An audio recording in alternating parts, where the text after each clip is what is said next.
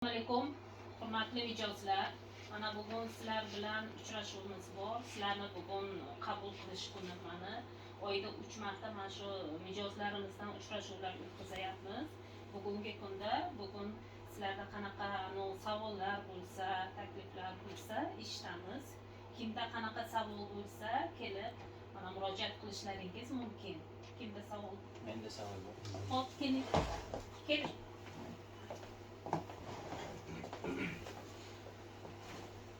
Assalomu alaykum, hurmatli mijoz. Avvalambor assalomu alaykum.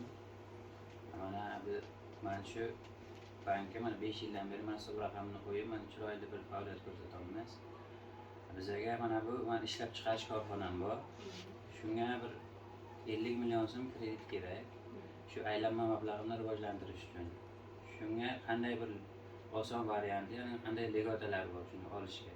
Shuni aytib o'tsangiz. Siz bilan mana necha yildan beri birga ishlaymiz. Sizni ishlab chiqarishingizni kengaytirish uchun sizlarga hozir 312-sonli qarorga asosan kreditlar ajratyapmiz.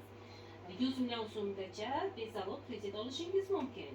100 million so'mdan oshsa agar 300 million so'mgacha zalog qo'yib kredit olishingiz mumkin, imkoniyatiga egasiz.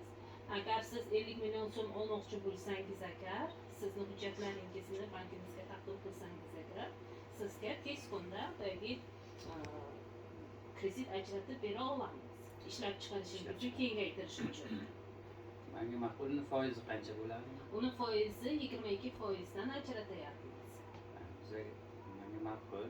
Bo'lmasa men o'sha buxgalterimga aytaman, hujjatlarni taqdim qilaman. Hujjatlaringizni taqdim qilsangiz agar, tez kunda, tez orada sizga kredit ajrata olamiz. Rahmat. Rahmat sizga.